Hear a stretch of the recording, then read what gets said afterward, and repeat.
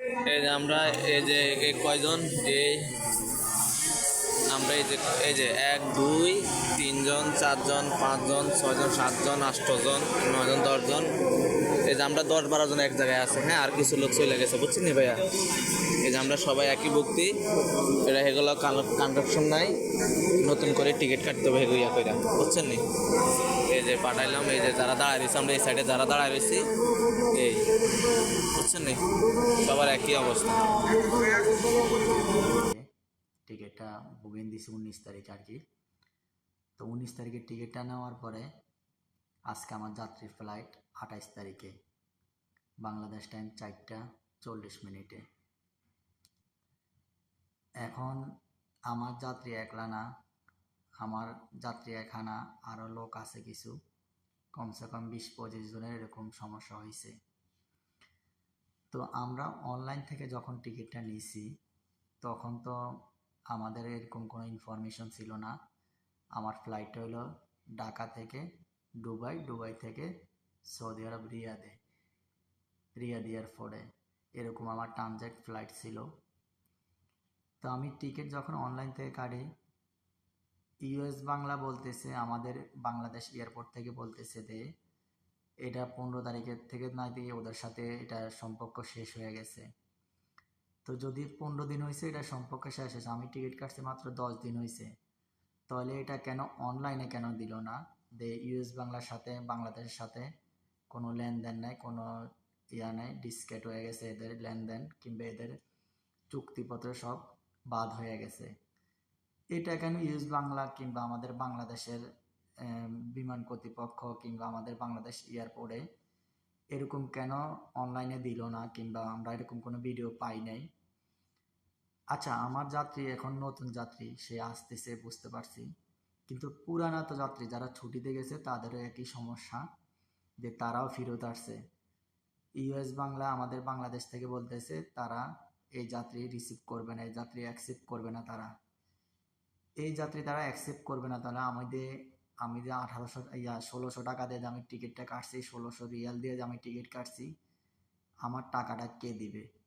এটা কি আমাদের বাংলাদেশের কর্তৃপক্ষ দিবে, নাকি আমাকে ইউএস বাংলা আমাকে টাকাটা ব্যাক দিবে?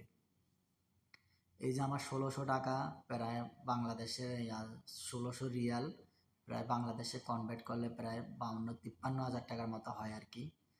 তো আমার এই টাকাটা দিবে কে?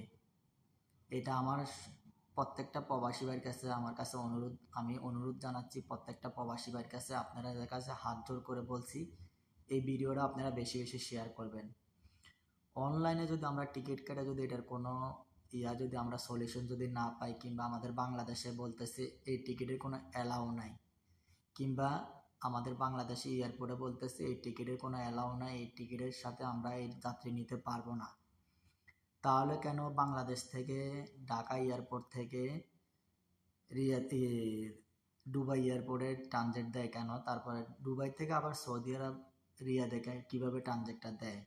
এটা আমি দর্শকের কাছে এই মন্তব্যটা আমি জানতে চাচ্ছি, কিংবা দর্শক আপনারা সবাই এই ভিডিওটা বেশি বেশি শেয়ার করবেন আমার প্রবাসী ভাইদেরকে। একটা প্রবাসী কতটা কষ্ট করে বিদেশে আসে, কতটা কষ্ট, কতটা ইয়ার পরে সে বিদেশে আসে। আপনারা এই ভিডিওটা বেশি বেশি শেয়ার করবেন, আপনাদের কাছে আমার অনুরোধ। এই যে দেখেন আমার এই যে আমি রিসিপ্ট দিয়ে অনলাইন থেকে টিকিট কাটছি, এটা 1800 রিয়াল মানে 1581 রিয়াল, আর আপনার ব্যাট সহকারে আমার প্রায় 1600 টাকার মতো গেছে আর কি। এখানে হইলো আপনার 1581 রিয়াল, তো ব্যাট সহকারে আমার 1600 রিয়াল গেছে। এটা কনভার্ট করলে আপনার হইলো বাংলাদেশের 53,000 টাকার মতো হয় আর কি। আর এই যে স্ক্রিনে দেখতেছেন ইউএস বাংলার টিকিট, আপনারা এই টিকিটটা একটু ফলো করবেন। কয় তারিখে? 19 তারিখে আমি টিকিটটা বুকিং দিছি। আর হইলো আমার দেখেন আজকে 28 তারিখে ফ্লাইট ছিল আর কি। তো আমাদের বাংলাদেশ থেকে এই যাত্রীগুলো তারা অ্যাকসেপ্ট করে না, এরা বলতেছে আমাদের পক্ষে সম্ভব না। এই যে ইউএস বাংলাতে আমাদের এত বড় একটা ডজ দিছে, এত বড় একটা ধোকা দিছে, এটার জিম্মিদার কে হবে সেটা আমি আসলে জানি না। যদি কেউ জেনে থাকেন অবশ্যই আমার কমেন্ট বক্সে জানাবেন। একটা প্রবাসী 4 লাখ 4.5 লাখ টাকা খরচ করে সৌদি আরবে আসে, আসার পরে যদি তার সাথে যদি এয়ারপোর্টে এরকম হয়রানি হয়, কিংবা এয়ারপোর্টে যদি এরকম কিছু হয়, তাহলে সেই প্রবাসী কোথায় যাবে বলেন? আমি আপনাদেরকে স্ক্রিনে দেখাচ্ছি, এই যে ভিডিওটা দেখতেছেন, এটা হলো এয়ারপোর্টের ভিডিও। যে আমার লোকটা যে ফেরত গেছে এয়ারপোর্ট থেকে, সেই ভিডিও করে পাঠাইছে। আপনারা সম্পূর্ণ ভিডিওটা বেশি বেশি শেয়ার করে দিবেন।